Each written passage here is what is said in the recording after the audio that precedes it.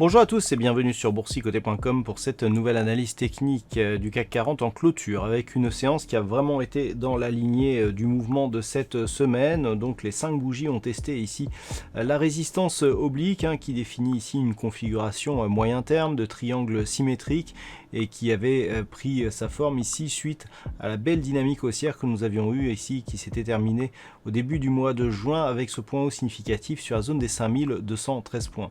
Donc depuis ici on évolue sous cette zone de résistance, on a cru à une cassure ici en début de mois et puis au final on a réintégré ici et toute la semaine on a testé cette zone. Alors cette zone qui va de cette résistance à une zone ici horizontale des 5060 points et donc en fin de semaine on ne parvient pas à valider une rupture de cette résistance.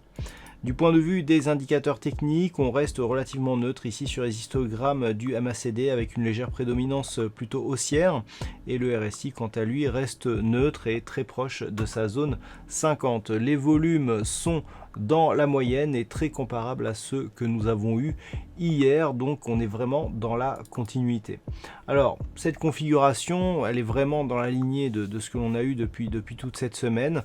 On avait commencé avec un peu plus de volatilité ici et puis la volatilité s'est réduite malgré donc les déclarations de la BCE et puis aujourd'hui une semaine assez calme, on reste donc malgré tout au contact ici de cette résistance. Alors avant d'aller plus loin, je vous propose une vue sur le marché en hebdomadaire puisque nous sommes vendredi, voilà, pour vous indiquer que on matérialise bien ici une extrême neutralité de la dynamique moyen terme. On oscille ici autour de cette zone des 4935 points et on n'arrive pas à sortir ici aussi de cette configuration. Du point de vue des indicateurs techniques, on est sur une dynamique qui se stabilise sur les histogrammes du MACD avec une légère prédominance haussière selon cet indicateur et une extrême neutralité aussi sur le RSI qui aussi sur cette unité de temps évolue très proche de sa zone d'équilibre. Donc pas de réels changements. La semaine prochaine on surveillera. Là on a vraiment une configuration moyen terme et une configuration court terme qui se rejoignent. Donc la semaine prochaine on surveillera ici une éventuelle sortie de ce triangle symétrique et donc notamment la rupture ici de cette résistance puisque le triangle symétrique est une figure de continuité.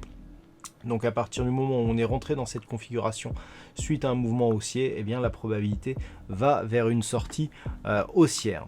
Alors si on revient maintenant à une vue en daily, alors nous avons donc une configuration qui cherche ici à casser cette résistance. Alors la probabilité de la figure, comme nous l'avons vu sur la vue moyen terme, elle est haussière et le fait ici que l'on teste à de nombreuses reprises ici cette zone de résistance va dans ce sens là, c'est-à-dire qu'on est en train d'affaiblir ici cette résistance et plus elle sera testée et plus sa rupture ici peut provoquer un mouvement violent. Donc il faut vraiment être vigilant quant à une éventuelle rupture ici de cette zone.